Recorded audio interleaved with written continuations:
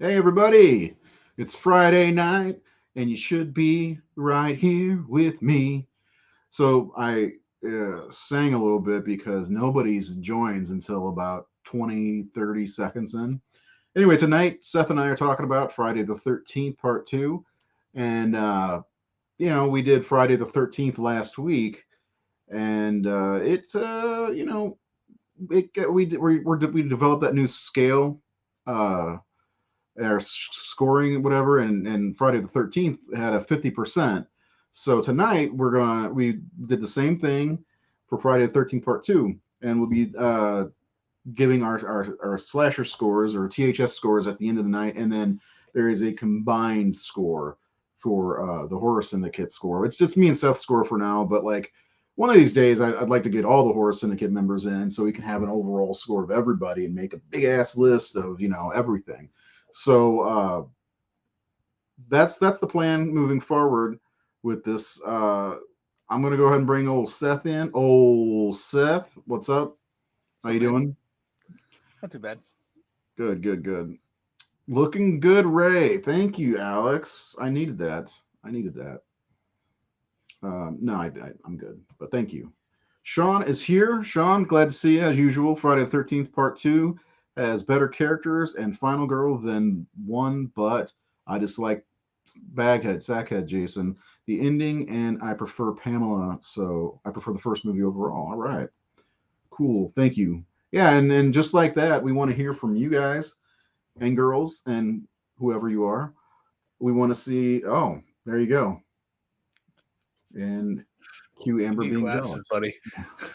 Um, yeah, we want to hear anything from you guys. We're going to talk about the movies. We're going to talk about the things we like, the things we don't like, and then we'll reveal our scores at the end of the episode. So you want to stick around for that. If you're new, just like a YouTube video, subscribe, hit the like button, all that good old shit. And then we are on Facebook. We do Facebook Lives on Tuesdays, Wednesdays, and Fridays now. Coming up on Wednesday or Tuesday, well, Seth disappeared. Cool.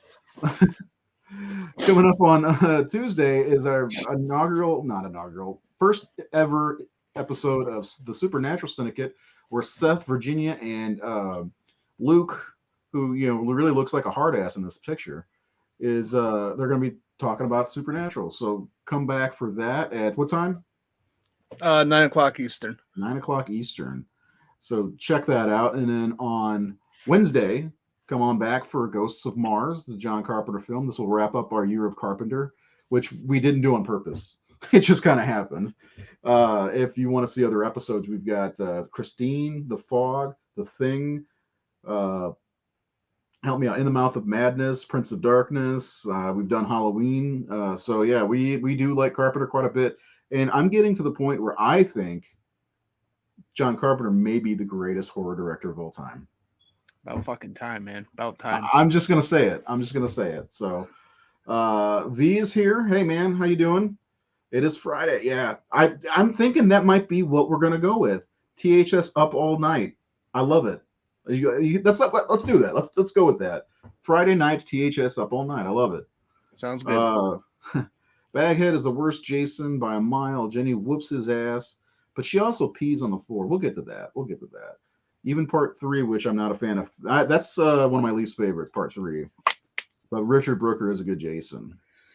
Uh, hey, everybody who's here, stay. I want to hear, where does this fall on your ranking list? And how do you feel about Sackhead Jason? How do you feel about Jenny?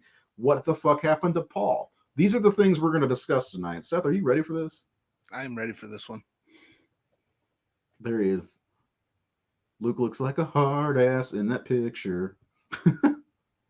He sent me a picture. He's like, there's a picture of him in the Horror Syndicate shirt. He's like, here. I just like I got it yesterday. I think I just laughed. I was like, I'm not changing it. I'm not. I'm keeping the hard ass Luke. I mean, he's like 6'4", and he's probably like, you see a guy like just standing there looking like that, you're probably like, fuck, man, don't fuck with him. Anyway, I bet I bet Luke could pull a Killer Jason costume off. As big as he is, Oh yeah, as tall as he is. I know he's slimming yeah. down a bit, but yeah, I bet he could rock a cool Jason. Get him to dress like Jason and Nate to dress like Michael Myers, and we'll make a fan film. Uh, that's a joke. Ghosts of Mars is a train wreck movie. Well, I haven't watched it in years, so I'm excited to check that out because we have a couple shows before Nate comes back. He had surgery yesterday, and he seems like he's doing okay so far. Fifth place, first place, Final Girl. Also, we did do an episode on the Final Girls, so if awesome, do it. Uh, which one would you do, Luke? Which Jason costume would you do? I need to know. They're all different. But anyway, Seth, Friday the 13th, part two. Ray. Yes. Okay. Uh, this one, It's. go ahead. Go ahead. I was gonna say this is my third favorite in the series. I love part two. There's a couple things I don't really care for, but those are just kind of minor. Overall, Based I on my love new it. rankings, this is my number two as well.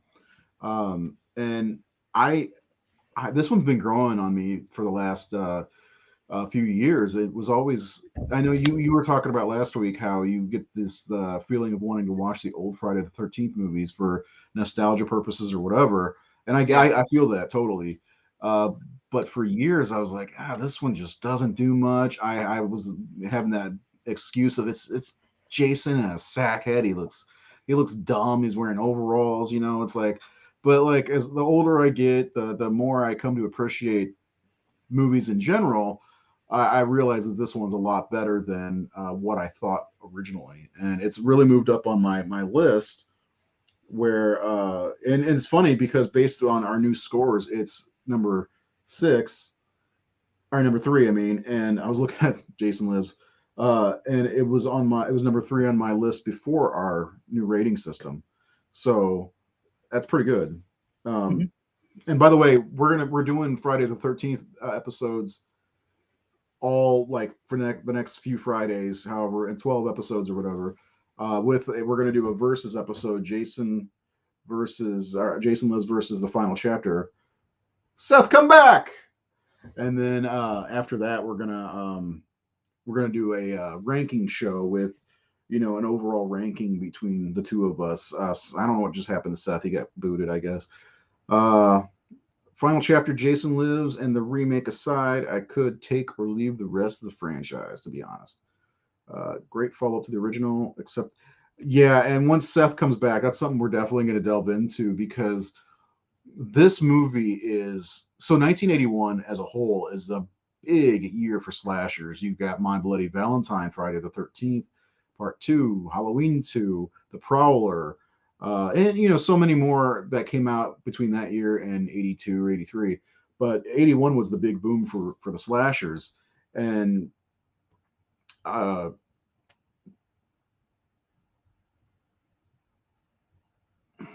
anyway, yeah, and they brought Jason back, and if you pull honestly, like looking at my ratings, if you take that intro of killing off Alice, just pull her out of the movie completely, it'll score a lot higher for me because that takes me right out of the movie. Like, I believe in the first movie she said that The Burning also came out in 81.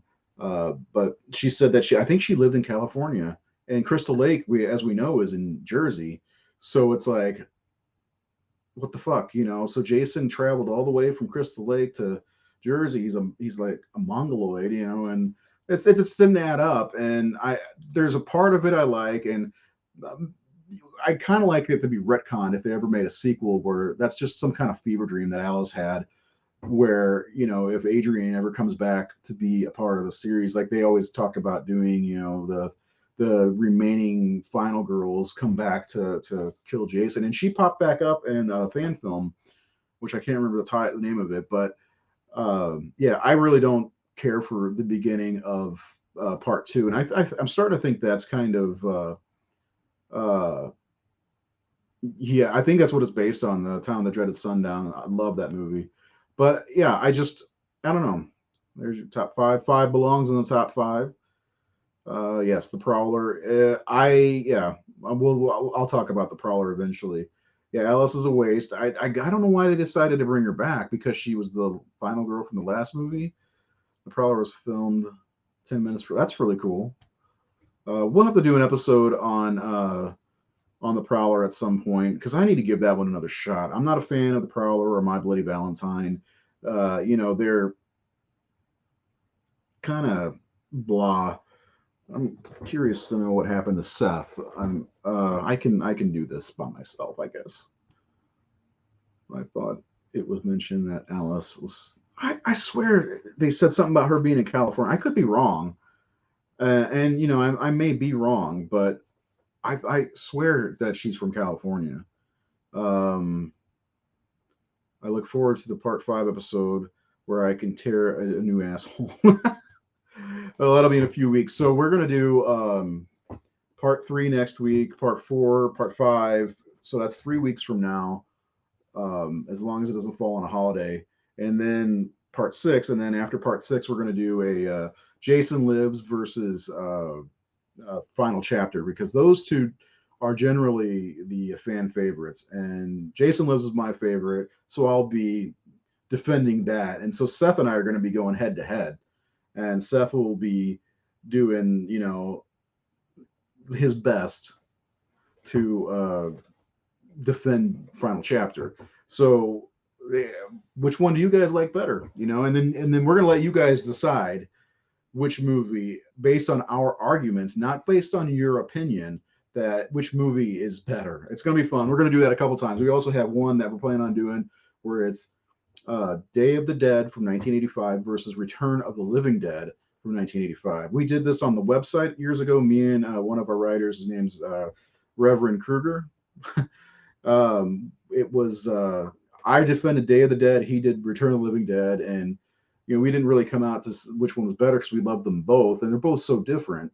But it was a fun episode or a fun article, and so Seth and I are going to do it. But this time I get to defend Return of the Living Dead, and he's going to do Day of the Dead, and he's back. What happened, brah? I don't know. All of a sudden, it just kicked me right off the StreamYard, and then it wouldn't let me back in. So I had to shut down all the internet, and then try it again, and it took forever. It's a good time, man. Yeah. Demon baby. Yeah, so I was just kind of going over. I started talking about the Alice thing, and I told him about the future episodes we're planning on doing. Sean says he can't wait for part 5 episode so he can tear a new asshole. And I'm like, cool. I want to really? Doesn't like it? Yeah. I guess not. I mean, it's universally like a Halloween 3'd, Yeah, that's true. That's code for had to poop. Did you have to poop? I mean, you can say that out loud because I did the other night. Just make sure you wash hands, otherwise Virginia, she'll get you. So if that was the case, I would admit it. Yeah. So let's hear your how you feel about that opening scene. Like I said after you disappeared, I said that if that opening scene with Alice wasn't in this movie, this would be one of the best slashers of '81. Where I like Halloween 2 probably a little bit better. But take that out, and I'm telling you, I think based on my percentage, I don't want to say it is. It's probably going to go up about 3 or 4% probably on my list or on my rating. So tell me how you felt, what you think, all that good stuff of the opening. Yeah, I mean, I fucking hate the opening scene. I don't even think it's necessary at all. We could have just done without Alice. I mean, she wasn't really. Again, I don't think she was special in the first one. So bringing her back was useless, and that whole scene that's one of the things I don't like about this movie. I wish it wasn't there, to be honest with you. No, it would have been great if they would have just done the wrap up, the previously on Friday the 13th, and then gone into, the beginning of part 2, where it really begins, where everybody's coming to the camp and everything, because it just didn't. It would have been cool if it would have taken away from the whodunit, but it would have been cool if they would have done an opening, a different one, because they did an opening kind of stinger thing, and then the title cards come up and everything. If they would have done something a little bit different, like how they did at the end of or beginning of part 3, where they showed the end of part 2, where you see Jason grab his machete and all that. It'd have been cool if you see somebody wearing some boots and jeans go up on the beach and kind of just looking at Pamela's body, and then it goes to credits or some shit like that. After they do Yeah. the wrap up, rather than go to Alice, who I'm gonna check again, but I did it in the first movie. I swear Steve Christie thinks she lives in California or something. I could be wrong, but I need to find out. No, she mentions California specifically Okay, in yeah, that first scene where she's talking with Steve. yeah, when he's wearing the neckerchief. Yeah. Um, Yeah, so and then it's not established till the third movie, but that Crystal Lake's in New Jersey, but it is in New Jersey. So Yeah. and it was filmed in that area too. Hmm. So anyway, yeah, so that opening scene is it's a throwaway scene, and we talked about it last week. I'd like to see a supercut of the first two movies together, without that scene. Just go from Alice being pulled underwater into the next day, or well, 5 years later, and it's the new people coming to do that training. Yeah. Um, Camp Novi Vasco. Yep. Um, so with this movie, we get a whole new group of counselors in training, and a lot of them are way more interesting than the characters in part one. I mean, you had more star power, even though Kevin Bacon wasn't a star yet in the first movie, and Pamela, Betsy Palmer. But this one, right away, you get a good, like the I can't remember their names, Sandra and her boyfriend. Jeff. Yeah, so you get to see those two, and then the little prank that's played on them by Ted, and it's just Hmm. it's a good start to the movie, and that's probably where it should have started. And eventually you get to the camp and everything. You get a little bit of a history of Camp Blood when the tree, somebody's trying to stop them from going there. So that's pretty cool, and I really like the getting to know the characters, and especially when Jenny comes in late, and you find out the dynamic between her and Paul. Yeah, the writing of the characters is a little bit better in this one. I mean, I've said for a while, and I've said it many times on discourse, or at least when we've talked about Friday the 13th, but Ron Kearns, the writer, and Steve Miner, the director, took what Victor Miller and Sean Cunningham did and just did it way better. Yeah. And it really shows specifically with the characters and the way that they're written and their dialogue, and you kind of buy into like that first group, Jeff and Sandra, and then Ted. You kind of buy into them being friends. I think, yeah, just a lot of likable characters all around. Yeah, even you get that sense, and there's a key line that Ted says, right, after he sees the two friends again, Sandra and Jeff or whatever. He's like, it's going to be just like old times. That little line of dialogue tells us that they've been friends for a while, Yeah, and that helps.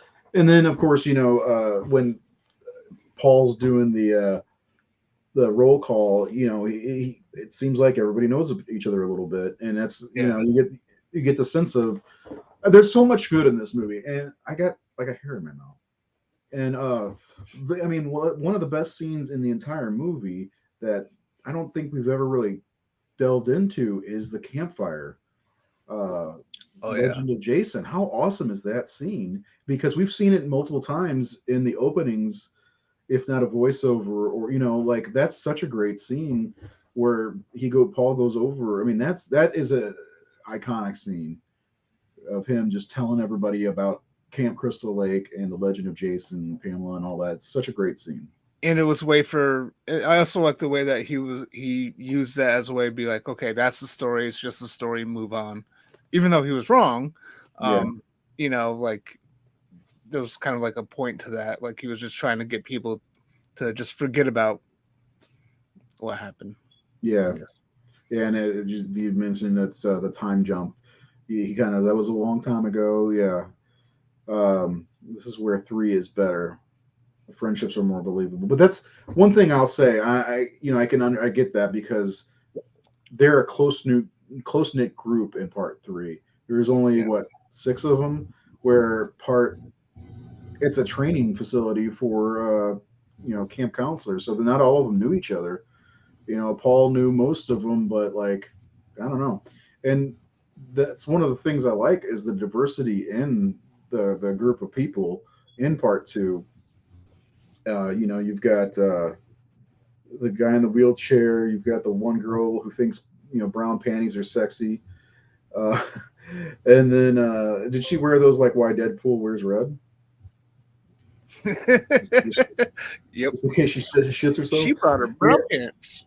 yeah. And then you got the Jeff guy who just succumbs to everything that his girlfriend wants. She wants to go check out the camp and get him in trouble, and she's very there's just and then you got the jokester. Paul's very serious, and then Jenny, the child psychologist. It's a good group of characters in this movie, way better than the first movie, and I think they're way better than the third movie because I really fucking hate Chris.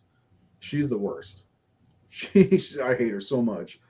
But yeah, so the other thing, and you know how I feel about character building. They do a little bit of character building in this movie, and they set things up a lot better. Where you get people like you see them doing the training a little bit.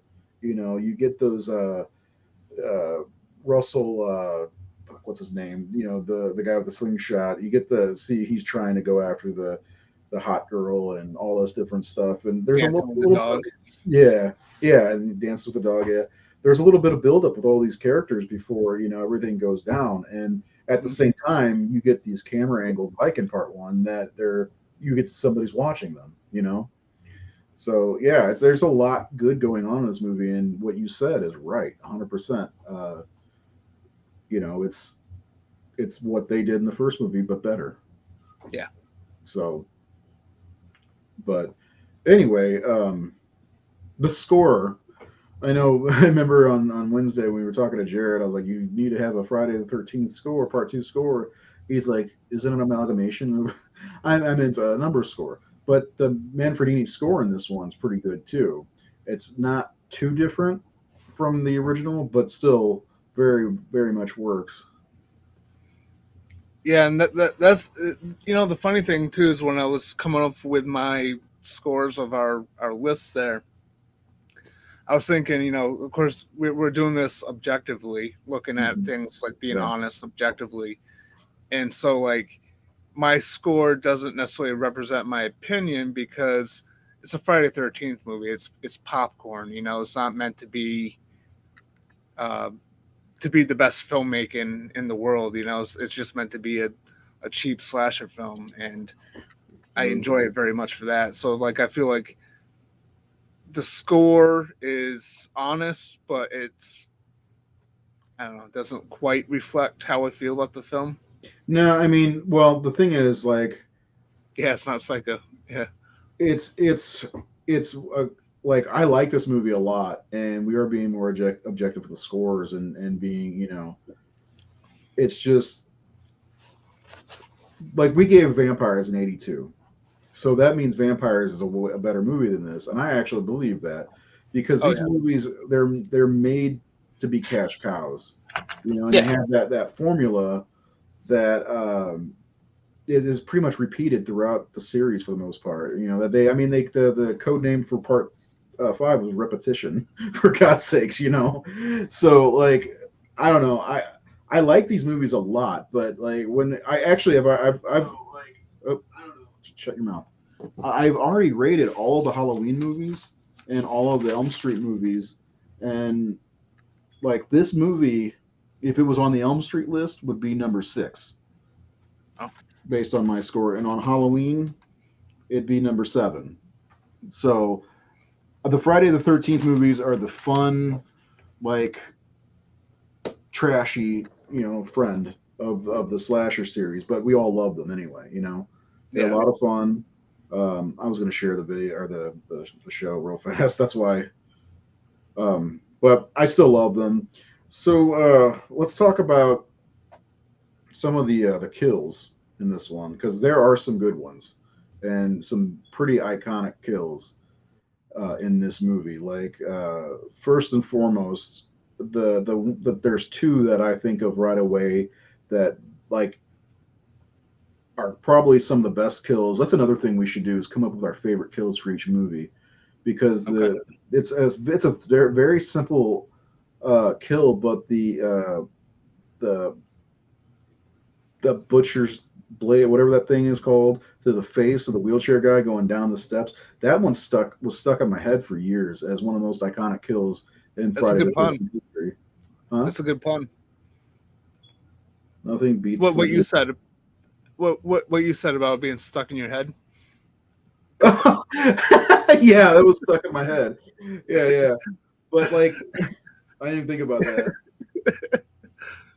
So, but you know what I'm saying though, like that one, I see that. That's one of the first kills I think of when I think of Friday the 13th, is the butcher's cleaver to the face, or uh, the shish kebab scene, and those are like two of the most iconic. I mean, what do you Yeah. think? What are some of the things you like? I mean, Crazy Ralph dies in this one, which is that dropped it by about 15 points for me.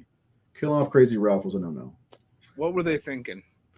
They were killing an icon already. It's like killing Michael Myers. Yeah, no, it's too iconic. More like killing Loomis. Yeah. Yeah. Something like that. Yeah, I can't Um, believe they actually had a person go down the stairs backwards in a fucking wheelchair. Was there a real yeah. person in that chair? That's fucking scary. I mean, that's my favorite kill in the movie, because it's like that poor fucking guy. I mean, when I first watched this, like way back when I was a teenager, I was like, they're not gonna kill the cripple, are they? Oh, dude.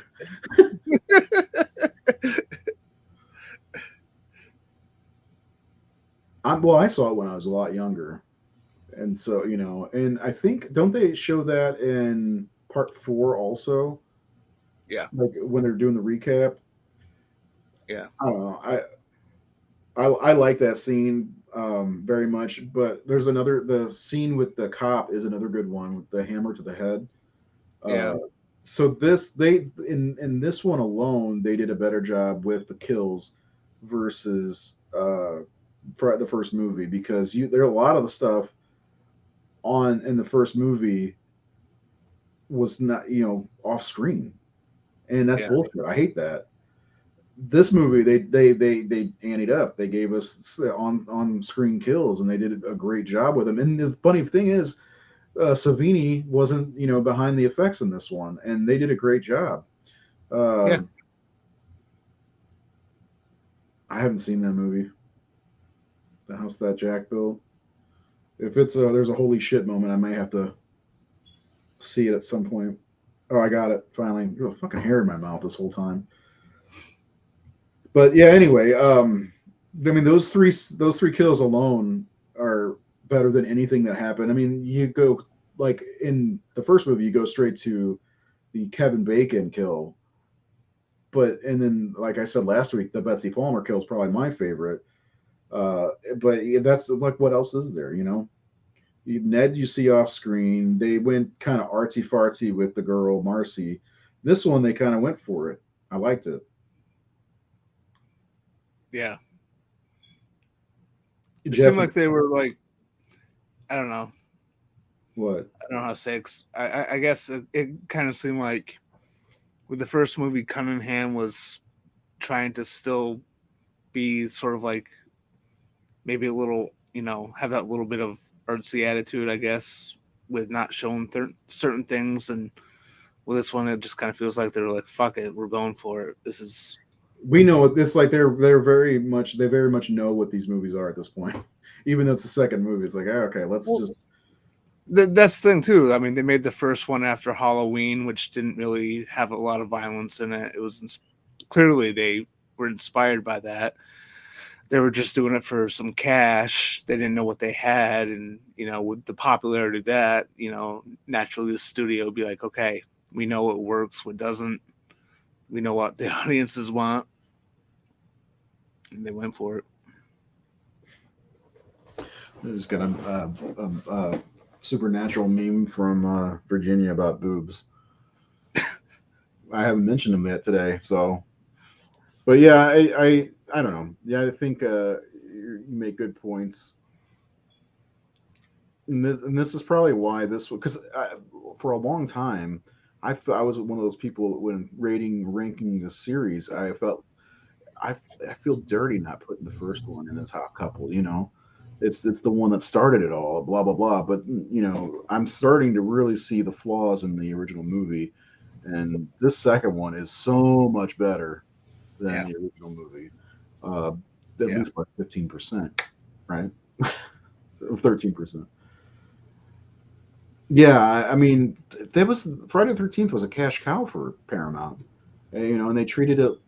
I mean, it was made for pennies, I mean, millions of dollars, but it also bring in, like what, 10 times what it cost, maybe more. So, in part seven, was it part seven? Which one? I think part seven made the most out of all of them. So, hello, people are a lot of comments coming in. This is great. Yep, like Black Sabbath's debut started it all. Got to be in the convo. Yeah, but like objectively, the first movie is just not that great. Especially, what the worst part is, and we knew this is that watching it. This is okay. This is a kind of a rip off of Halloween, but hearing Sean Cunningham talk about it with a smile, it's like fucking guy. You just like made the movie worse for me just by saying that, you piece of shit.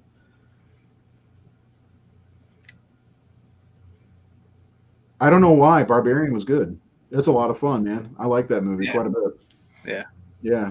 That's I believe that's my number one horror movie of the year of 2022, and I've seen 41 horror movies this year. I just got the Barn Part 2 in yesterday, so I'm excited about that.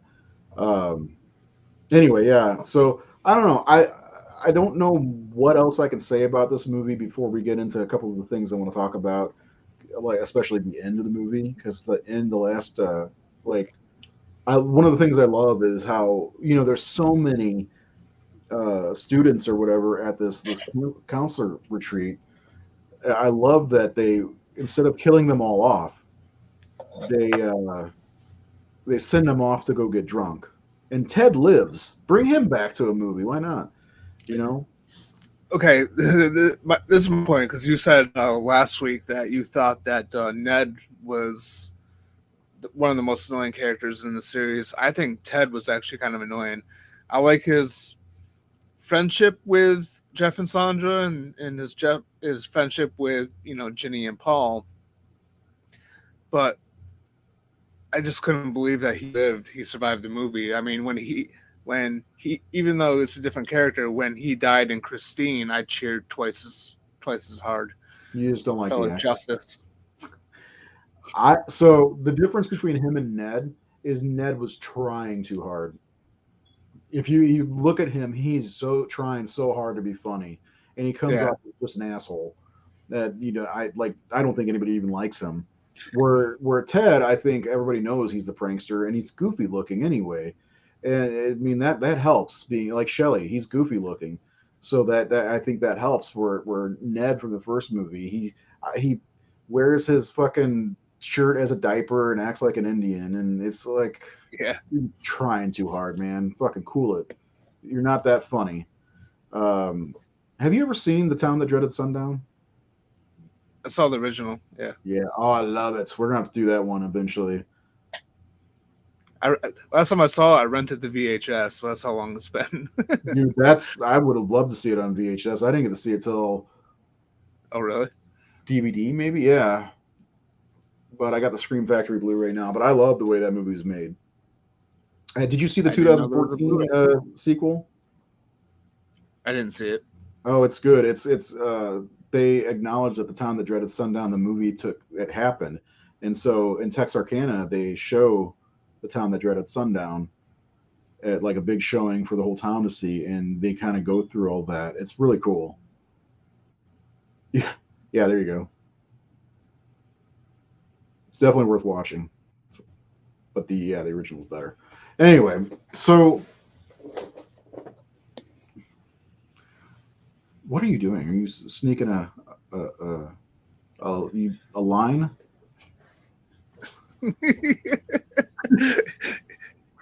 Yeah, I'm gonna be Ellis from Die Hard for Christmas.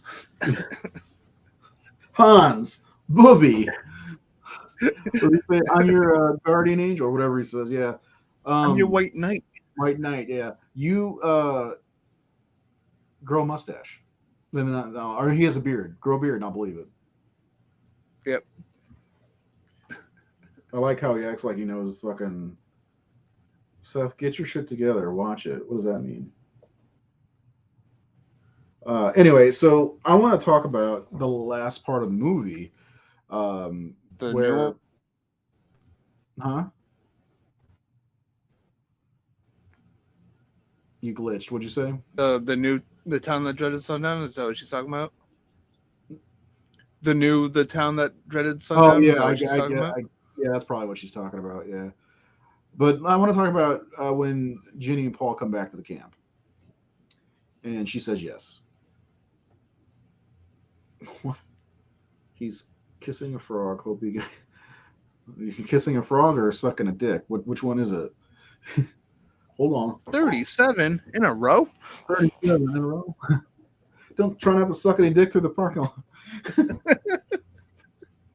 I like the guy. Hey, get over here. Hey, you get back here. But yeah, I want to get into when Ginny and Paul get back and they start discovering the bodies, and there's blood on because he, of course, Jason has to stage all of his kills like Michael Myers did. Oh, Jesus, hold on. Talk about that. Talk about the end of the movie. Talk about what? The when Ginny and Paul get back to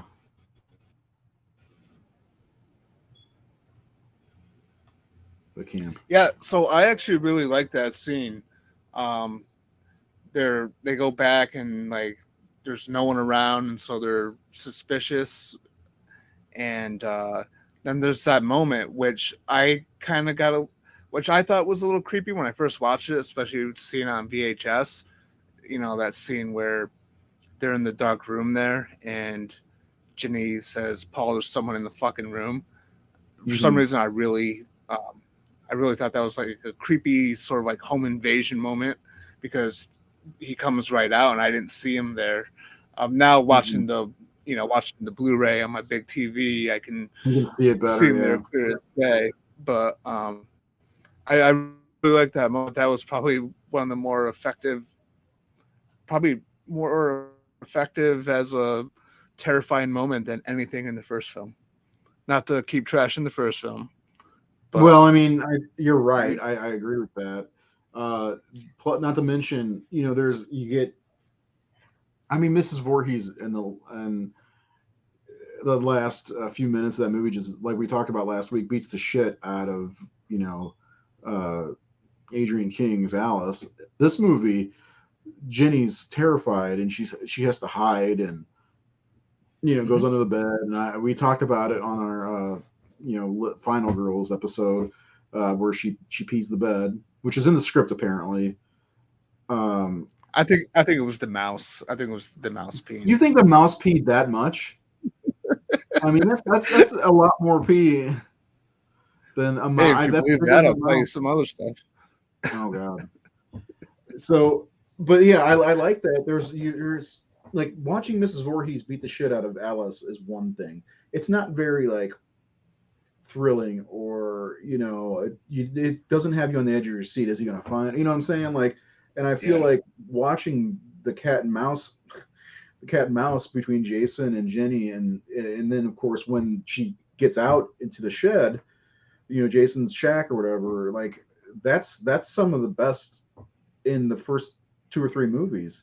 I would say the fourth, but the fourth is miles better when it comes to that last chase scene with Trish and Jason. Yeah, I just want to go back real quick though about the whole thing with Ginny peeing. It's not an appealing thing to see, but it does seem like sort of like a very realistic situation. I mean, if you think about yourself in that particular situation and how terrifying it is, and people react differently. I Oh yeah, it's not absolutely. appealing to see. It's not cool to see someone pee themselves, but Oh, you know, I agree with you. um, Yeah, especially I thought it she. was a genuine. I thought it was a genuine. Well, she was terrified. Yeah, I mean, and Yeah, anybody, I mean, terrified like that. Sure, I'm sure they'd pee. One thing I will say is I don't think that the pee would leak out like that unless she was naked. It probably would have been like on her pants more than yeah, anything. But whatever. I mean, that's just yeah, yeah. semantics, I guess. But yeah, and then like I said, you get I one of the things I like about this one is you really feel confined by the forest, the camp itself and the woods and everything. Because in the other ones, it's more wide open. Like in part four, Jason goes between two houses, basically. And part three, he's kind of hanging around the barn and the house. So this one, Jenny has to well, first of all, he chases the cop, or the cop chases him, through the woods, and that's kind of cool. I like that scene, kind of Rambo, almost like. And then Ginny has Yeah. to run through the woods to get to, and Jason's in pursuit, and I like that. I really like that. And then of course that iconic scene when she puts the sweater on, she kind of thinks on her feet and throws that sweater on, which I love that scene. One of the things I love about like 2, 3, and 4 is Jason running. I don't know. I just like that.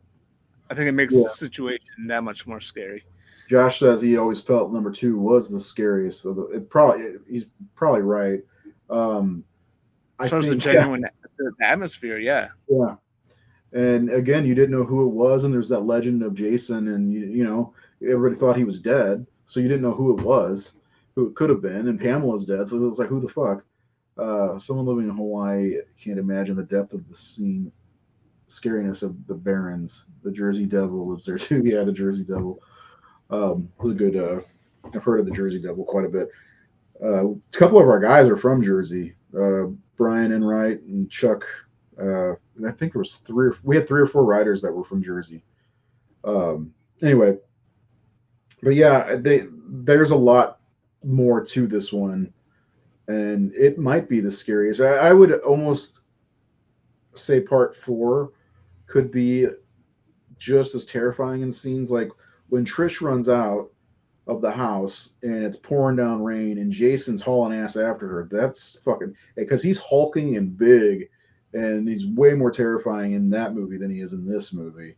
This one's more of the mysterious who is it. This one, then the part four, you get big ass fucking unstoppable beast Jason chasing Trish, and then of course that famous scene in the basement. He's killing me.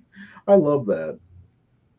well, I think Joseph Zito is a better director than Steve Miner, and Ted White's Jason is way more intimidating than Yeah, the Steve Dash one. yeah. Well, I mean, Steve Dash and Warrington Gillette were Warrington Gillette's not short. I've met him, but Steve Dash and Warrington Gillette were, more not skinny, I guess, a little thinner, and then you get to Brooker and Ted White, and these are hulking figures, Versus, I mean, Ted White, just like God, he was creepy looking as Jason. The only thing I don't like I mean, about when, him, when he burst right through the Jarvis house, I thought that was like just his body language alone was just fucking awesome. I would argue it's more impressive when Roy Burns does it. Well, that's Uh, the way you feel about it. Yeah. Well, I mean, let's think about it. Roy Burns doesn't have all this, years of training, and he's just a man. Jason's this mongoloid with mutant strength, and he just, you know, no.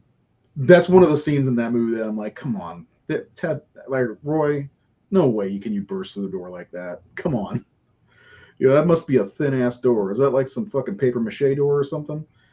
Uh, anyway, yeah, it's I don't know. Like I think that's a very good question because we don't think about that. We don't think about these movies being scary anymore. But yeah, I think I agree. with who was that? Josh that said this one of the scariest for sure. I don't know if it's the scariest, but between three, 2 and 4, I think are the scariest. The scene at the bar where they're discussing, yeah, the child Frightened little psychology. What? retard. Jenny, uh, her theory is that Jason's a frightened little retard. Yeah, looking for his mother, her resurrection. Yeah, Yeah. I mean, and then I like that Paul and Ted are kind of chuckling at her, like, "Shut up." Yeah, it's good stuff, man. Um, but I don't know. I love this movie more than I have in the past. That the end between uh, Steve Dash and Jenny in the shack is got to be up there. If we made a list of iconic scenes in Friday the 13th, Mother is Talking to You has got to be one of the top 2 or 3 moments of Friday the 13th history. You know, puts the sweater on. If she did not move when she lifted the, machete, he wouldn't have saw her face, and she probably would have been able to kill him. She still gets a good hit on him, you know, but I don't know, man. That's a great part of the movie.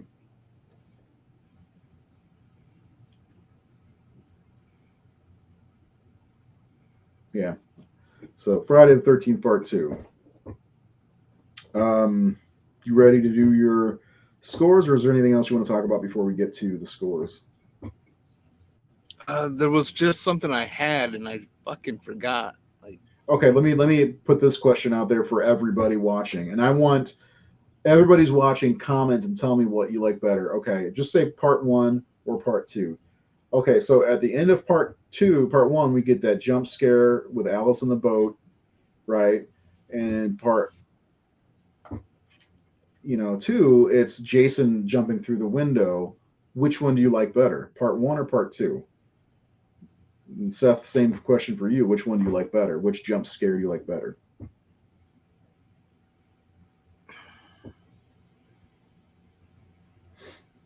I don't know. I mean, I guess I'm gonna have to say part one. No, I mean they're both. I was gonna say part one because part two's is a little confusing.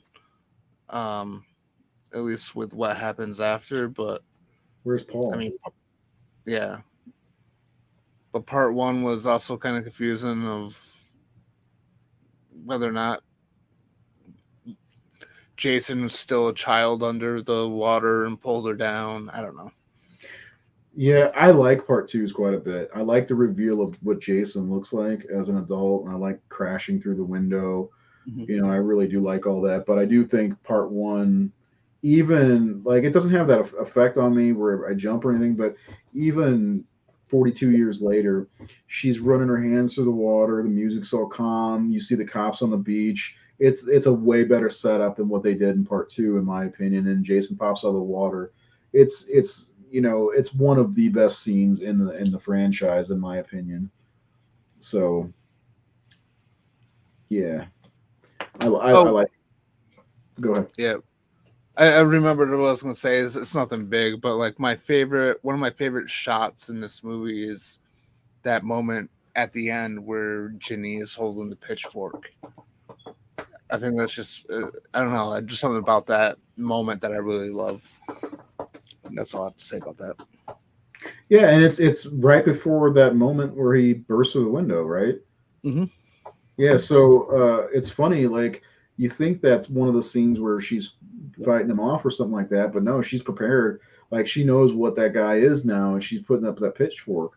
And it didn't matter because it was a dog. They let their guard down, and then Jason pops through the window.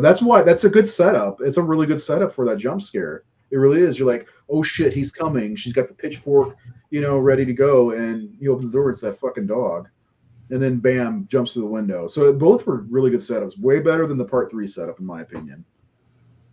Oh But yeah, yeah. we know how much I don't like part three. So next week's episode is gonna be rough for me. I'll defend it. You don't need to if you don't like it. I like it. I like part three. I don't have a problem with it. I really like 13, 2, 3, 4, 5, and 6. and 7 as well. I like 7 as well, but 2 through 7 I like a lot. I think I think you need to watch Jason Takes Manhattan with fresh eyes. You and Josh are gonna like die trying to convince me I'm gonna that die on there's this something hill. more. I'm gonna die on this hill, man. I like Jason Takes Manhattan. It's fun. It's fun. It's not like it's not an overthinking, whatever. It's just fun. I like it. Okay, well, listen, I will watch it with fresh eyes the moment I get confirmation that you watch John Carpenter's Assault on Precinct 13 from beginning to end. So Okay? I have 6 weeks to watch that. Yeah. All right, I'll see what I can do. See what I can. All I gotta do is watch a fucking movie. I'll see what I can do. Uh, You fucking own it. yeah, I know. Well, I told you I started watching it, and Yeah. I fell asleep not because of the movie itself, but because I was tired. Yeah. But I honestly, this thinking about uh, the month ahead, I probably won't get a chance to watch it because I got a lot planned to watch for December. I mean, you know why? Bondsmas. It's Bondsmas. I can't not watch Bond movies. It's Bondsmas. So I've been feeling them too lately, man. well, I'm getting ready. I might watch the first one, Doctor No tonight. Oh, I gotta send you this video. This guy, you may have seen it. I don't know, but this guy breaks down why he believes that Sean Connery in The Rock is Sean Connery's James Bond, and he's got some solid fucking arguments. Like seriously, it kind of works. But yeah, it is Bondsmas. So I'm I don't know if I want to watch them all this year. There it is. Bam, Bondsmas. Me and Seth share a love for the James Bond movies. But yeah, I'll have to send you that link because it's like 17 minutes long, but he makes some compelling arguments.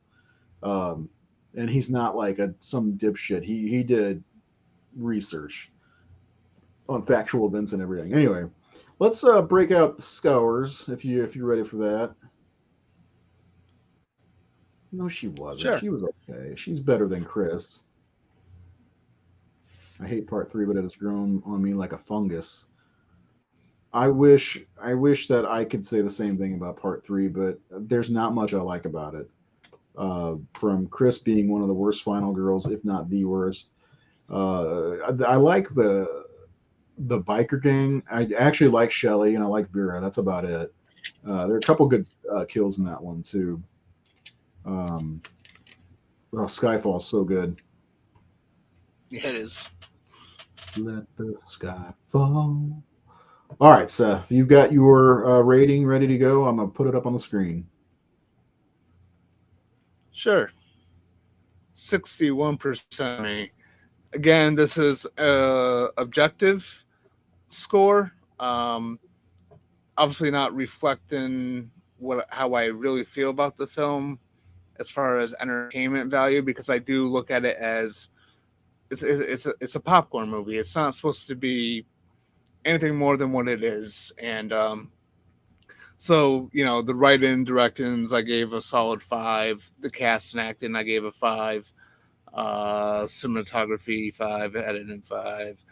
The higher scores for me were the kills, the effects, and the entertainment factor. You take out that opening scene with Alice, and this is a damn good slasher movie, and I love it. So Yeah, I thumbs mean up. that's a fair score. Last week you had part one at 42%, so this is a giant jump compared to last week, Mm-hmm. um, which is cool. But so for me, I had a little bit more, 65% for me. I gave the kills a pretty high and the effects pretty high scores. And the entertainment value for sure is high on this one for me. Um, The kind of drawbacks were things like the direction, about the same as you, about five, and same thing with the writing. But overall, I mean, 65 is not a bad score in my opinion, especially for a slasher. Again, I think about what we gave um, a movie like Vampires, which was an 82 overall for all three of us. Um, this feels right because slasher movies aren't great pieces of art, you know. And I'm not saying Vampires is, but it's also John Carpenter. So overall, I can't get Jared playing the guitar out of my head. By the way, I I told him today. I'm like, you should do that with every single show we do. You guitar to every theme from every movie we talk about. learn them all, and then, yeah, that'd be funny. So our Yeah, combined score for part he did two is good. 63%. Yeah, he was good. 63%. And part one was in their different images, but 50%. So as of right now, we believe that the part two is 13% better than the first movie. So yeah, thank you if you guys said they're fair scores. I think they are. So what we did was we, came to a middle ground between our scores, basically added them together and divided them by two, and that's where we came up with 63%. Last week I had the first movie at 57%, a little bit higher than Seth. Seth really fucking destroyed the first movie, 42%, man. Have you no respect? That's all right. Apparently not. Um, well, I'm excited to see like a movie like what's that noise? A movie. Oh, the dog's whining. Friday the 13th Part 8 gets from you. Because you don't like that one, and you kind of like the first movie, and it's at 42%. It's like shit, man. Are we gonna get like the lowest score you can get because we're not doing zeros is a 10%, right? Or should we do zeros? Mm, no, I don't. I mean, I don't think any of these would necessarily get a zero. I Yeah. mean, So the lowest you could give for, and I don't want you to just go through and write one for everything, but that's the lowest possible score is 10%. Um, which I expect a movie like Freddy vs. Jason. I'm going to give you guys a spoiler alert. Freddy vs. Jason is 42% for me. Now we'll get to that. That's the very last episode of the Friday the 13th episode. So um, that's my what about oh 09? 63%. So just under. And my scores don't count because I'm gonna for the overall score. So when we do our ranking of the series, it's going to be these scores, the combined scores. It's not going to be my score or his score. When we're going to do a ranking episode where we use the scores to figure out where all the movies fall into place. I don't know why I'm doing hand movements. I'm not on the screen. Um, but so for right now, our list is coming in at number two is Friday the 13th at 50%. Coming in at number one is part two at 63%. So yeah, when we do our rankings, it'll be based off those scores there. Which I think it's going to be interesting to see how it comes out, in my opinion. Part of me wishes Yeah, we had a third because I think the score would be way more diverse if there was a third person doing this with us. But I like what we're doing here. And if you like what you're doing here and you haven't, you need to hit that motherfucking subscribe and like. If you hit the like button, you know what that does for us? It boosts us up in the fucking what have you, the algorithm or whatever. So I volunteer as tribute. Um, oh, hold on. What happened? That was weird. Can't wait to see. I've already got my score for 4 and 6, but I'm not going to reveal them. We're too close. But I will say, between part 4 and part 6, one of them has a higher score than the other. oh, Whoops. really? Yes. Breaking news. Breaking Breaking news. news. Yeah. Yeah. So yeah, it'll be fun. Next week we'll be doing part 3.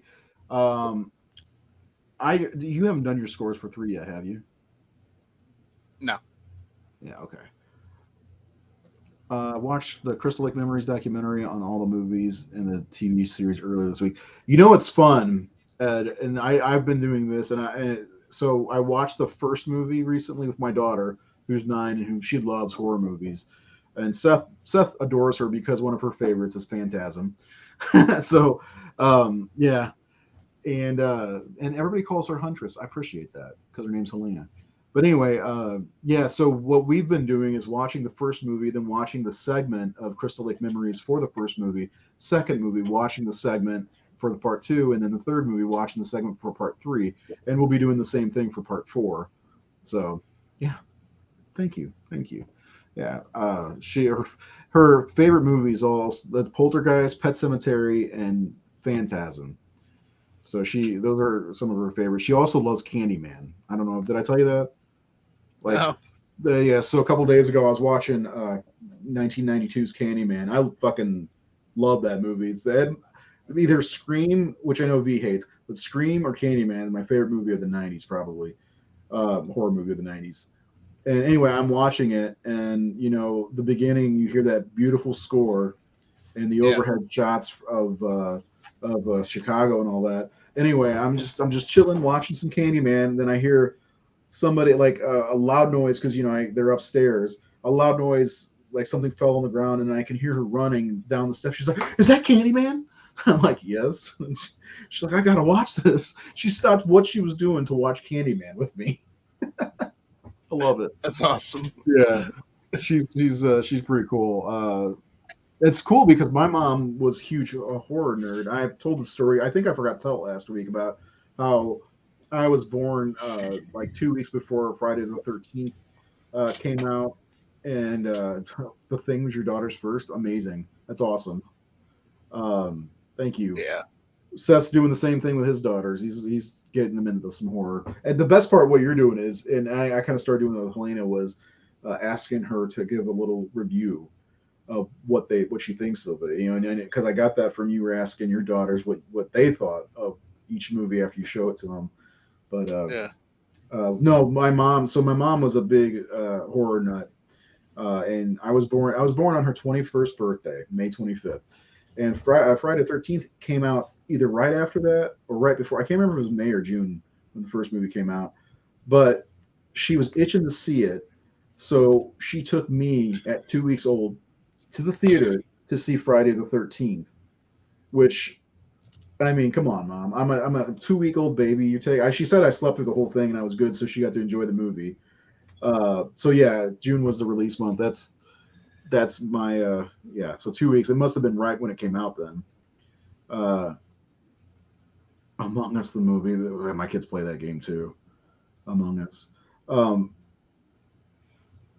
yeah, I mean that's a good way to do it. Don't be afraid of the dark. Watch horror. But yeah, so in '93 when Jason Goes to Hell Out, we were watching the news or something like that, and the commercial spot came on for it. She's like, "Oh, this is the last one," and I was like, "Yeah." She's like, "Well, we're gonna have to go see it," and that's when she told me that she took me to see it when I was a baby. So we got to see Jason Goes to Hell because she thought it would be the last one. Of course, she didn't get to see Jason X uh, because it was a piece of shit. I don't know if Jason X was out when she was still alive because she died in '03. And it came out in '01, didn't it? Or '02? Something like that. Yeah. Yeah. She didn't get to see it though. I know that for sure. So she thought the last one, and it was kind of a special thing for her. We saw, the final Jason, the first one, or Friday the 13th together, you know, before she passed away. The thing that bothered me about it was she like would always nudge me in the theater every time there was a good kill because we saw a few horror movies together, and I remember the scene with Joey B. Where she gets her elbow and all that stuff. She kept nudging me. She's like, "What'd you think of that? Boy, that was good. Look at the makeup on that or the effects on that." I'm like, "God, girl, stop nudging me!" It drove me nuts. And when we saw Lord of the Rings, she kept doing the same thing. Every time she saw Viggo Mortensen, boy, he's good looking. Look at him. And I'm like, God damn it. Anyway, yeah. So that's my story for that. The first time I saw Lord of the Rings, I will say my friend Jason ate like 6 hot dogs before we went and saw it. And this motherfucker kept having hot dog farts the whole time for 3 hours while we're watching that movie. I thought it was someone else. And then I was like, dude, did you smell that? And he starts laughing hysterically. I'm like, you motherfucker. You were farting hot dog farts all the whole time? You son of a bitch. Anyway, hot dog farts. I mean, it smelled like your mom or have you ever made hot dogs on the stove in water? Yeah. And you smell the hot dog water? Yeah. It's fucking disgusting. I don't do the boiling hot dogs anymore. I just put them in a skillet and they get crispy. They're really good that way. But yeah, and this motherfucker, it smelled like hot dog water in the whole theater. It's like it's like it was attached to my body. I couldn't get away from it. Anyway, that's the thing I remember about seeing Fellowship of the Ring for the first time is it smelled like hot dogs in there because my friend Weaver couldn't stop lighting it up. Anything else you want to discuss before we start wrapping up the show for the night? No, nothing I could think of off the top of my head. I mean, I love Friday 13th Part 2. That was really cool. Still enjoyed it a lot. It's my I don't know if I think at the beginning of the show I may have said it was my second favorite, but it's my Third. I meant to say it's my third. You said Okay. third, yeah, because we have it in the same spot. Yeah. Yeah, and that's something I love more than anything. It's my favorite place to go. It's tomorrow. My kids are going to be gone at the grandparents. It's like, what's playing at the theater? You know, that's my favorite place to be is the movie theater. There's nothing like it, and I hope that they never go away because this streaming bullshit bugs me. Are you going to see Violent Night? I'm thinking about it. That's the one that kind of stuck out to me because I was looking to see if there was anything like horror related because I don't that doesn't look like a horror movie to me. No, it's an action movie. Yeah, even though I see people in horror groups putting in like, come on, people, get your head out of your ass. Yeah. It's not horror. Let me see what's playing real fast at my theater because I looked earlier, but it was when I was falling asleep because I went to Bob Evans. You guys have Bob Evans out where you live? No. My friend Rachel and I went to Bob Evans, and I had biscuits and gravy, a big ass plate of biscuits and gravy, and a fucking cheeseburger with hash browns and an egg on it, and fries. And man, I got home and I passed the fuck out. And I slept from like 2:30 till 6:30, and that's when I texted. Was like, "Hey, you got your score?" And I had to start busting my ass. That's why I was late. Yeah, I think that was the one. Yeah, because I mean, Violent Night, Black Panther, Strange World, The Menu. I'm tempted to see that. Nate said it was good. It's a horror. I've heard a lot of good stuff on the Menu. Yeah, so I may go see that one, but there's only one showing at 9:30, so it's like, Yeah. Spirited, which I don't give a shit. Elf, I don't ever want to see again. Ticket to Paradise, Black Adam, Love Actually, and I Heard the Bells. So, you know, Violent Night has the most showings tomorrow. Why doesn't the Menu? Oh, I'm looking at today. God damn it. Okay, so I could go see the Menu at 6:40. Sometimes I like to go see a double feature. That's a lot of fun, especially if there's good horror playing. I got to see Doctor Sleep and Zombieland 2 on the same night. That was a lot of fun. It was delicious, man.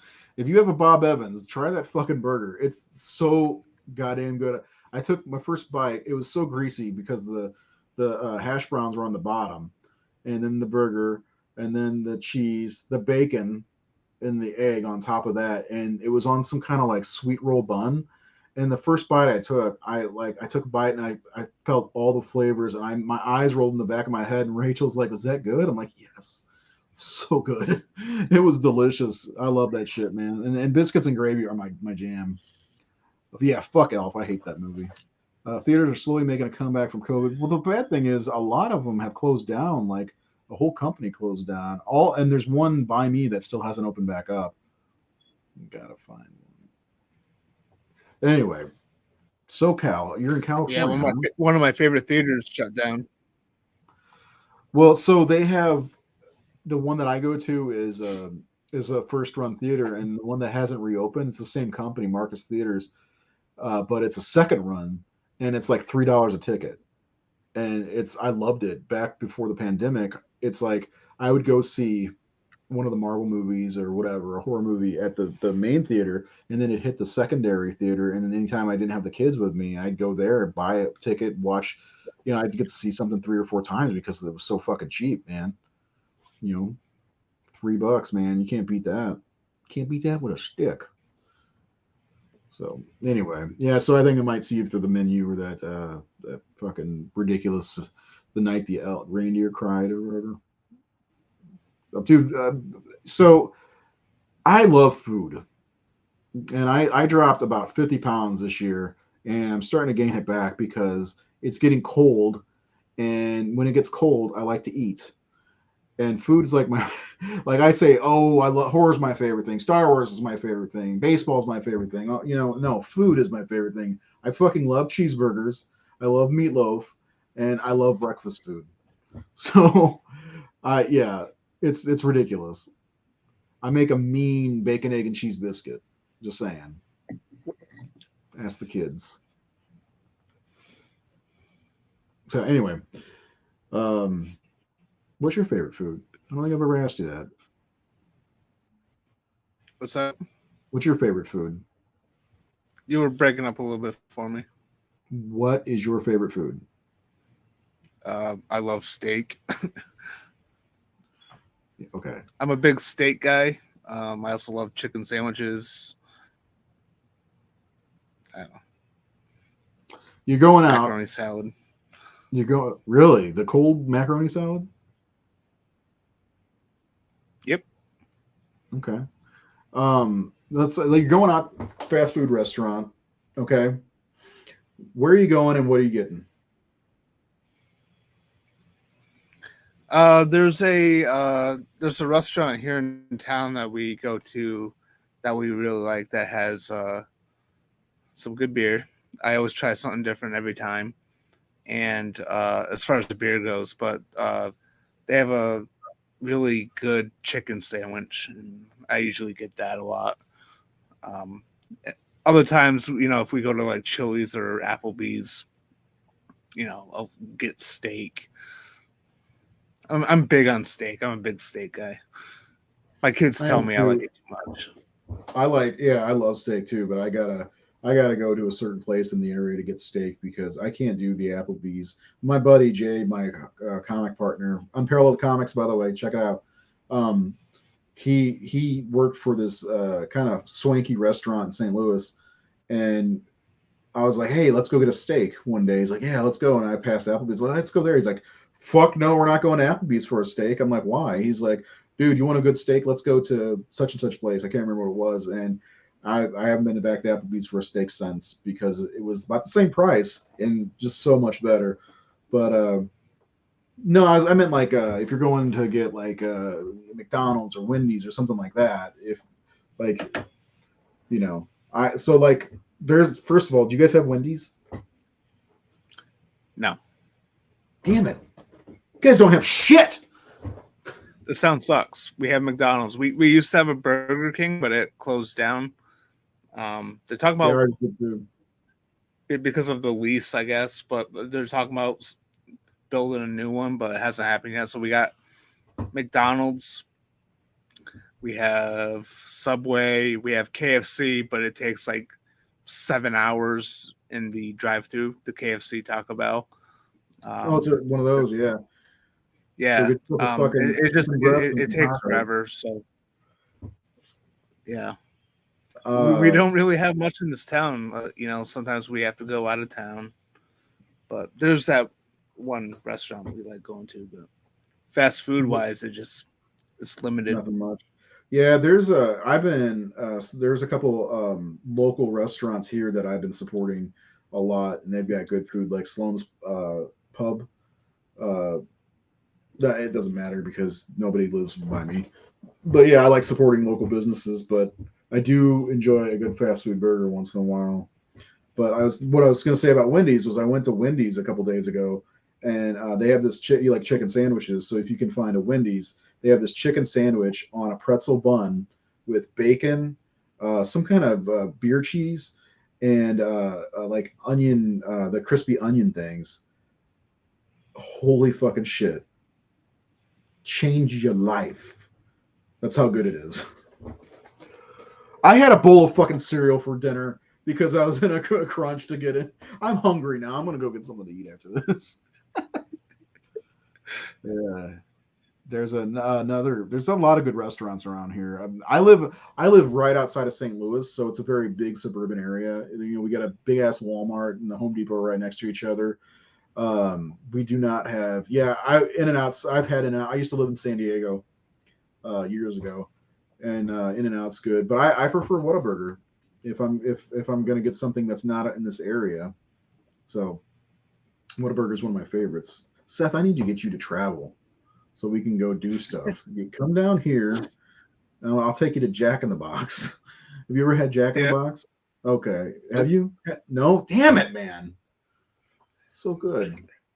They've got these mini tacos. They're like this big. They're fucking delicious.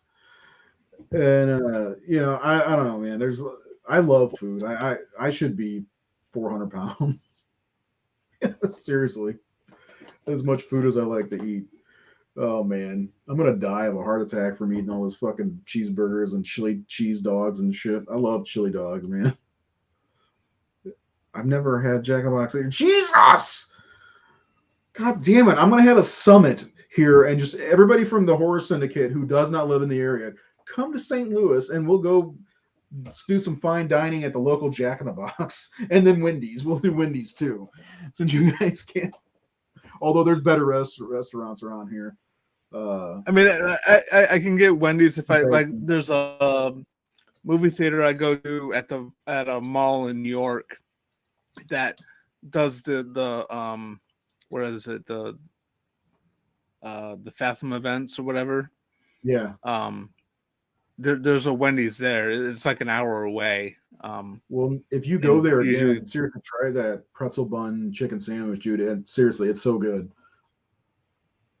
I shouldn't start talking about food. You aren't that far from here, but Seth, yeah. How far are you from Louisville, Luke? Shake Shack. Have you ever had Shake Shack?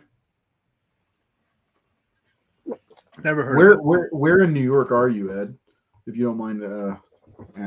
I live right by St. Louis. Also, do you like hot dogs? Me? Yeah. Yeah. Have you ever had a Chicago style hot dog? No. Dude, you're not living. Seriously, come here. Come here. We'll drive 5 hours up to Chicago, and I'm gonna get you a real fucking Chicago style hot dog. It's a hot dog with mustard, onion, relish, fucking sport peppers. You know what sport pepper is? And then some seasoned salt. And then what they do is they put it on a piece of like wax paper, take a handful of fries, put it on there, and wrap it all together. It's so fucking amazing. And then Chicago also has great Italian beef, man. Fucking NYC, hell yeah. All right. So Jason Takes Manhattan must be your favorite, right? 3.5. Damn. So I'm about 4 hours from Louisville because me and Nate talked about me coming down and visiting next year. So maybe you can meet us there too. Nate said there's a good place that's got like I want to say not pork chop. What is it? Is it a meatloaf sandwich? He said it's delicious. I can't remember exactly what it is, but yeah, deep dish pizza. You know, I don't like deep dish pizza. It's upside down pizza, is what it is. Have you ever had deep dish pizza? No.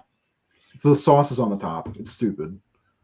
It's it's dumb. I like I like the thick crust pizza. You know, that's the stuff I like. Anyway, I'm talking about food again. I'm sorry. Friday the 13th too is good. So anyway, there's some good food in that. There's that nice little cut between the dog barking at the ominous pair of legs. Yeah. To the hot dogs on the grill. Yeah. Oh, we didn't. Oh, so have you had Gray's papaya? I've heard those are great. Horror Syndicate presents Watch Ray Eat Fucking Food. You don't want to watch me eat. It's not pretty. But I will say, my brother-in-law Jake, he's the fastest eater I've ever seen in my life. Like we go to a place called Waffle House. It's like a little, greasy spoon type place, a hole in the wall, but it's a chain, and they have a meal where you can get two burgers, fries, or hash browns, and then we get biscuits and gravy, and that's a lot of food, right? So this fucking guy, I'll be like halfway down my first burger, and he's cleaning his plate. I'm like, what happened? Like, so I don't know, it was good. Like, did you even taste it? You know? I'm a fast eater too. Are you? Arn Anderson eats Yeah. where? Braised papaya. Brazil. All right. Subscribe if you're. We had. What's funny is if you look at the breakdown of our articles on the horrorsyndicate.com, um, there's a lot of followers from Brazil. I Oh, don't know really? how that happened. Yeah, I don't know how that happened. Yeah, we get a decent amount of hits from Brazil every day. Um, but anyway, yeah, sorry that I went off track and started talking about food. I had legit had fucking what is it called? You know who Sugar Bear is? Yeah. Sugar Sorry, Bear, you know what? who Sugar Bear is, like Golden Crisp. I had a bowl of Golden Crisp before we came on because I was like, I need something. So I hadn't eaten since 9 in the morning or whatever, and that's what I fucking had was that. And now I'm thinking about going to get some fucking mini tacos from Jack in the Box. They have this menu at Jack in the Box that's at 9 for stoners, and it's like they have a thing where you can get like a burger with an egg on it. Their fries are mixed, like curly and regular, or they have a grilled cheeseburger. It's grilled cheese, a burger, and buns, and then it's a fucking mess, man. It's a fucking mess. Gray's amazing, but oh, that sucks. Well, I'm not coming to New York ever.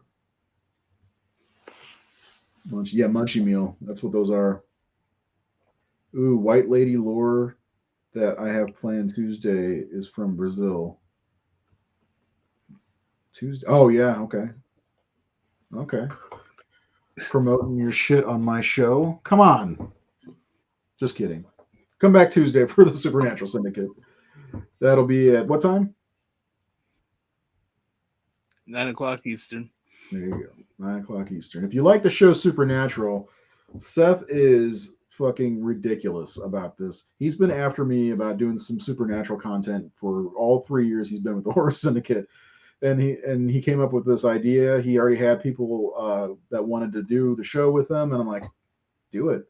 I'm not going to be a part of it because I do love the show, but man, that's that's a big commitment for me. So I don't know if I'll ever finish Supernatural. Honestly, I want to, but I'm more interested in watching James Bond at this point. So anyway, is now before we go, is there anything anybody else wants to talk about? Yeah, 6 Pacific. I didn't even think about that. If you're on the West Coast, we start really early for, especially Discourse. We start at 4:30 out there. It's still somewhat light out when we start that show on the West Coast. But yeah, is there anything anybody has any questions before we go? Is what? Oh, 8 Central. Yeah, that's where I am. I'm thinking I'm the only one in the Central. But yeah, if there's anything you want us to answer before we go, any subject, Friday the 13th, food wise, if yeah, dude, oh god, there's a place called Freddy's, and just down the road from me, it's a chain, and they've got the best fast food chili anywhere around, and they put it on their fries, and their fries are like the really skinny fries. It's so fucking What's good though. what's the place called? Freddy's, Oh, yeah. oh Pretty good. Ray, you little meatball. No, Ray, you little meatball. It's funny though because Helena, always talks about Freddy's and talks about Freddy, but they have a cardboard cutout of the guy who created Freddy's, and it's been around for decades, and he's like 100 years old, and it's I don't know why I'm talking about that, but how's it compared to Tommy's? How's what Freddy's? I don't know what Tommy's is. I know that Hardee's and Carl's Jr. are the same, and you guys have Carl's Jr. We have Hardee's, and then I think Checkers is out there, and we have Rallies. Do you have Rallies? No. Oh my God! You've never experienced a Big Buford? Nope. How have you lived this long? I'll tell you what we do have here in this town. We have car dealerships and banks.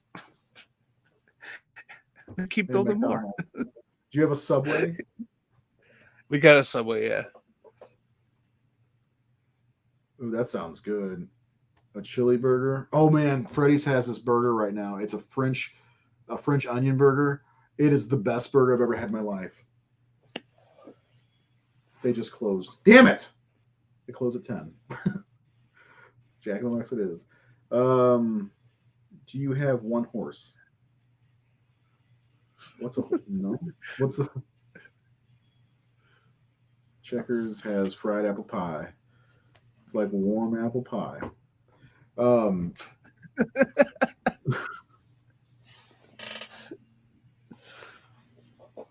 is it like Thor? Bring me a horse, or I need a horse, or whatever. No, he says, bring me another. No, there was something I was gonna say, but I can't remember now, and it was food related. I didn't bring up boobs almost at all this episode, by the way, and there are boobs in this movie. And Are you feeling okay? I just need some boobs in my life, so I might just eat some mini tacos and go through Google image search for boobs, and just, that's my night. There we go. I'm tired. That's for sure. Titties. Shot. Yeah. See, nobody be getting drunk tonight because I'm not. We just got to first. Where are you located? I wish they had moved further north because I have to go to either Florida or Texas to get Whataburger, and I don't see myself going to Florida anytime soon. Great snacks, food goes great with great. Yeah, I agree. I agree. One of my favorite things to do is eat chili and watch horror movies. I love chili. You a big chili guy? Okay, I loved chili when I was a kid, but I have major issues with my stomach. So I can't handle chili. I can't handle anything spicy. I can barely handle pizza, anything greasy, cheese, mayo. I don't know. My stomach's just fucked. It's a good time. No, I guess I can't take you anywhere then. It's okay. Freddy's has steak burgers, and you can get them without. I don't like Florida. No offense, ATL. All right. I've been to Braves games, Atlanta Fulton County Stadium. I drive every time I go to Florida. I drive through Atlanta. I'm hungry too, man. You get the. I wonder why you have the munchies, Luke. It's 4:20 somewhere. Fucking stoner. Stoner, fucking pothead. Virginia, where do you guys live in Florida? Because there's a possibility I might take the kids to Florida next summer because they've never seen the ocean, and I'd like them to see. I prefer the Gulf Coast, but I'd like them to see the ocean. Nashville is awesome. I love Nashville. I want to go back. Have you ever been to Nashville? No, you can't eat spicy food anyway. I was gonna say they have some great fucking spicy, like hot wings and shit, like spicy chicken. I love it. I gotta see what's open.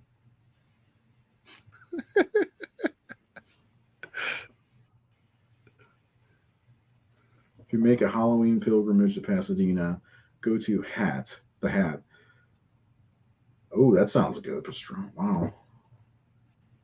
That's yeah. So I have a friend who lives out in Sacramento, essentially close to Fairfield in California, and she invited me and the kids to come to California. And I said, well, if I'm coming to California, we're going south because I want to see the Elm Street house, the Myers house. I want to see Sunnydale High, all these different locations because did you DM me? Is that? I'm grabbing another beer. I'll be right back.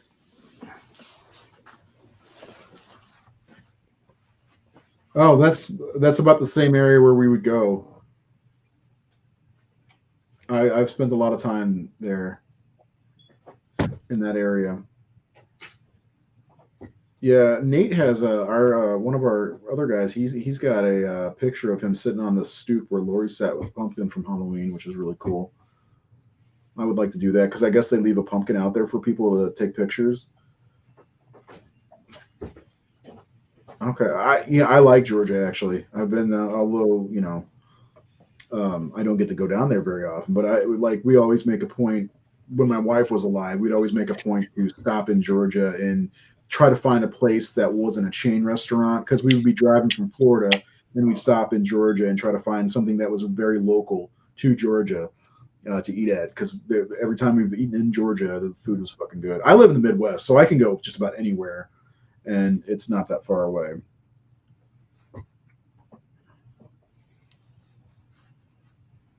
Really? That's cool. Yeah, I gotta make the pilgrimage out there because I don't know if you guys ever watch Horror's Hallowed Grounds. Seth, have you ever watched that before with Sean Clark? Yeah, yeah. I fucking love that. I wanna date boys for life. I wanna go see some of these sites before they're all gone really because if you watch the one for Texas Chainsaw 2, they're the amusement park is gone. Like there it's a fucking field essentially. It sucks. And I know I heard that the house from the Texas Chainsaw Massacre, of course, was a bed and breakfast, but I heard it's either getting moved or it's closing down. One of the two. Nate got to go there. Remember that? Yeah. Kim's Fast Food, best slaw burger. If we're talking about fucking coleslaw and a cheeseburger, count me out. Coleslaw is not my jam. I've seen how it was made, and that was enough for me. Well, at KFC, I worked at KFC in high school, and they would give us. We have to cut up the cabbage and all the shit into this big fucking vat, and then they pour whatever it is in there, and then you put your arms in there and mix it around. And this thing's like this tall. That it's. And I'm like, oh, I'm never eating coleslaw again. So, don't like slaw burgers. It's mustard slaw. I'm a white slaw guy. You sound so southern right now, Luke. Mustard's delicious, man. I love mustard. Oh man. Anyway, I think we gotta. Yeah, well, I think it's for sale again. The Elm Street house. I think we need to close up shop for the night. I could talk about food all fucking night long. Um, don't forget. What are you on? Don't forget to come back and give us a thumbs up. Oh, that's a middle finger up. Sorry. Don't forget to hit the subscribe button. Like us on Facebook if you haven't already. There's a lot of cool content on there. A lot of great shit on thehorrorsyndicate.com. On Wednesday, we're doing at 6:30 Central Standard Time or 4:30 Pacific. We're doing a show on Ghosts of Mars. And then on Tuesday, so that's which is actually before Wednesday. What a dumbass I am. The Supernatural Syndicate is kicking off their first episode. So check that out. And again, subscribe so you don't miss anything. If you do miss them, you can go back to YouTube and watch them. This has been Friday the 13th, part 2 with a couple of mooks. Again, our final score for part 2 is 63%. Part 1 was 50%. And we will do a whole ranking of the series after the fact when we're done with all these in 12 weeks. Yeah, I want to go to Salt Lake because I really like the house from Halloween 6. I want to see that. Not a fan of Ghost from Mars. You better show up. Come to Days of the Dead Land. I wanted to a couple years ago, and I think 2023 is going to be my return to HorrorCon. So who knows? Maybe. I've been to Dragon Con a few times. Anyway, Seth, is there anything you want to say to the fine viewers out there? Like, welcome to Costco. I love you. No, nothing. No, I got nothing. nothing at all. No. Oh, okay. Uh, Nubbins, where's the fuck you, Charlie? There you go. We are going to do. I know we did episodes on Texas Chainsaw, but with this next summer, we're going to be all over this. Fucking Bill Mosley stealing the show, man. And then we'll talk about some Karate Chop Seth, Karate Chop Seth, and the Fuck You Charlie. Oh man, Luke, what are you doing with your life? Never been to a con. God, you guys. Anyway, thanks for watching. I really appreciate it. I can't say that enough. I really do enjoy being able to talk horror with you, Seth, and anybody who comments in on what we're talking about. I really love. I love having interaction with people. I love seeing it on our Facebook page as well. So we'll be back on Friday. Me and Seth, just me and Seth, to talk about Friday the 13th, Part 3. And then yeah, it's another week of horror. So get out there. Make sure you watch the movies before the episodes. That way, you can have them fresh in your mind. So remember, watch Friday the 13th 3D. Jesus Christ, Luke, with all the emojis.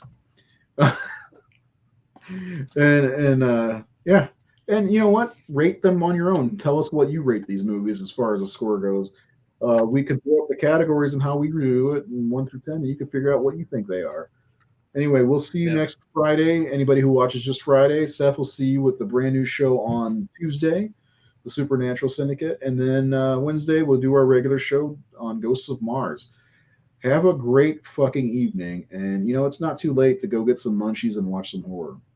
So maybe for Seth because he lives in a fucking dead town, but anyway, have a great night, and we'll see you soon. Goodbye.